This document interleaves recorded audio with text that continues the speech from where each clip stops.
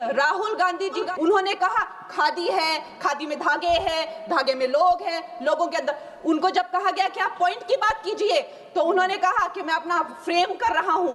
Speaker sir, इनके मुताबिक गए 2014 के पहले कोई भी अच्छा काम देश में नहीं हुआ और कुछ महानुभावों के मुताबिक देश आजाद ही 2014 में हुआ। खैर, आप कितनी भी कोशिश कीजिए लेकिन इस सच्चाई को नहीं झटला सकते कि आज जो भारत चांद पर पहुंचा उसकी नींव इसरो के रूप में पंडित नेहरू जी ने रखी थी। 2014 से बीजेपी अपने झूठे प्रोपेगेंडा से कांग्रेस की लेगेसी को मिटाने की पुरजोर कोशिश कर रही है, पर इनकी लाखों नॉन बायोलॉजिकल कोशिश के बावजूद दुनिया इस देश को नेहरू गांधी का देश ही मानेगी।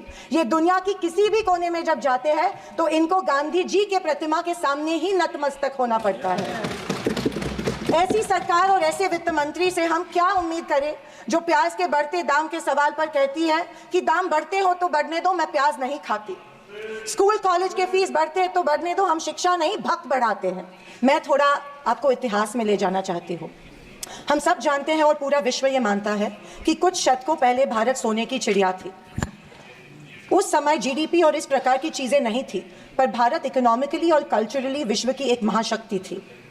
और हम ये भी जानते हैं कि भारत में शूरवीरों की कोई कमी नहीं थी। बावजूद इसके मुट्ठी भर हमलावरों ने हमें कई बार लूटा और न सिर्फ लूटा, हमें सैकड़ों साल गुलाम बनाए रखा। ऐसे क्यों हुआ? पहले मुगल फिर अंग्रेज ने भारत पर राज किया। ये वो कर पाए क्योंकि सोना चांदी हीरे जवाहरात पैसे की कोई कमी नहीं थी, लेकिन कमी सिर्फ एक बात की थी और वो थी सामाजिक एकता की। धन दौलत ताकत कुछ मुट्ठी भर राजाओं और समाज के ठेकेदारों के पास थी। 90% समाज प्रताड़ित था और मैं ये कहूंगी कि जानबूझकर इन्हीं समाज के ठेकेदारों के द्वारा देश गरीब रखा गया था। आज हमारा देश दुनिया की 5वीं लार्जेस्ट इकोनॉमी है और मुझे ये उम्मीद ही नहीं बल्कि पूरा विश्वास है कि हम जल्द ही दुनिया की पहले नंबर की इकोनॉमी बनेंगे, क्योंकि इसके प्रगति की मजबूत नींव स्वतंत्रता के बाद के सरकार ने रखी थी। पर इसी के साथ आज हम सामाजिक तौर पर जात पात धर्म की शाखाओं में बिखरते जा रहे हैं, कमजोर होते जा रहे हैं, फाइनेंशियल इनइक्वालिटीज बढ़ती जा रही है, पैसा और सत्ता कुछ चंद ठेकेदारों के पास संचित हो रहा है, या मैं ये कहूंगी कि सत्ता की लालसा में ऐसा करवाया जानबूझ के जा रहा है। मेरी ये सब बातें कहने का तात्पर्य यही है कि समाज की प्रगति सिर्फ मजबूत इकोनॉमी से ही नहीं, समाज की एकता में है और हमें इतिहास में हुई गलतियों को दोहराने से बचना चाहिए। बीजेपी पिछले 1 दशक से सत्ता में है, पर इनके मुताबिक आज भी हिंदू खतरे में है।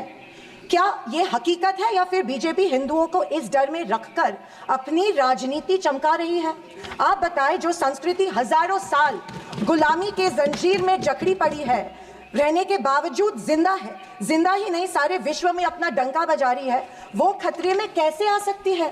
पर फिर सोचने पर मुझे महसूस होता है कि बीजेपी और उनकी नीतियां की वजह से हिंदू खतरे में है। एक नदी के बहाव की तरह बहती चली आ रही हमारी हिंदू संस्कृति है। सामने आने वाले हर कट्टरता के पहाड़ों को काटते हुए, हर पत्थर के सेंध लगाते हुए वो बह रही है।